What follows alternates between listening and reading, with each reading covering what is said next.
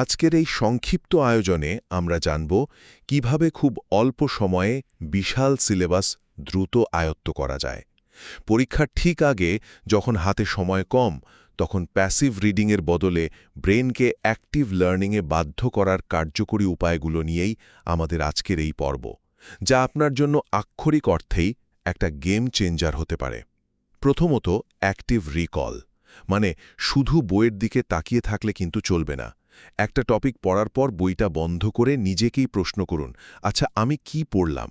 এরপর মূল পয়েন্টগুলো নিজের ভাষায় বলার চেষ্টা করুন। এটা অনেকটা জিমে গিয়ে ভারী ওজন তোলার মতোই। শুরুতে ব্রেনের জন্য বেশ কঠিন মনে হলেও তথ্য মনে রাখতে ব্রেনকে বাধ্য করার এটাই সবচেয়ে শক্তিশালী পদ্ধতি। দ্বিতীয়ত, ফাস্ট রিভিশন ও স্মার্ট নোটস। ব্রেনকে চ্যালেঞ্জ দেওয়ার পর সাময়িক তথ্যগুলো তো স্থায়ী মেমোরিতে রাখতে হবে, তাই না? এর জন্য পুরো প্যারাগ্রাফ মুখস্থ করার কোনোই প্রয়োজন নেই। প্রতি চ্যাপ্টার থেকে কেবল ৫-৬টি গুরুত্বপূর্ণ কিওয়ার্ড লিখে স্মার্ট নোটস বানিয়ে ফেলুন।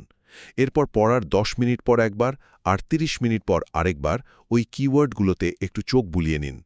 আপনি হয়তো ভাবছেন, বারবার রিভিশন দিলে তো প্রচুর সময় নষ্ট, কিন্তু বিশ্বাস করুন, এই ৫-৬টা কিওয়ার্ডই ম্যাজিকের মতো পুরো চ্যাপ্টার স্ক্যান করার সময় বাঁচিয়ে দেবে।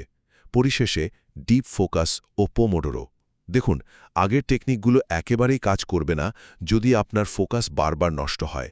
তাই পড়ার সময় মোবাইলটা দূরে সরিয়ে সব নোটিফিকেশন অফ করে দিন। এরপর পোমোডোরো টেকনিক ব্যবহার করে একটানা ২৫ মিনিট ফুল ফোকাসে পড়ুন, আর তারপর ৫ মিনিটের ছোট্ট একটা ব্রেক নিন। মোবাইলের নোটিফিকেশনগুলো হলো একদম হাইওয়ের স্পিড ব্রেকারের মতো, আর এই স্পিড ব্রেকারগুলো সরিয়ে ফেললেই দেখবেন আপনি সুপারকারের মতো দ্রুত আপনার পড়া এগিয়ে নিতে পারছেন। অ্যাক্টিভ রিকল, স্মার্ট রিভিশন এবং ডিপ ফোকাসের সঠিক ব্যবহারে এখন থেকে মাত্র ১ ঘন্টার নোটিশেই আপনি যে কোনো পরীক্ষার জন্য নিজেকে পুরোপুরি প্রস্তুত করে ফেলতে পারবেন।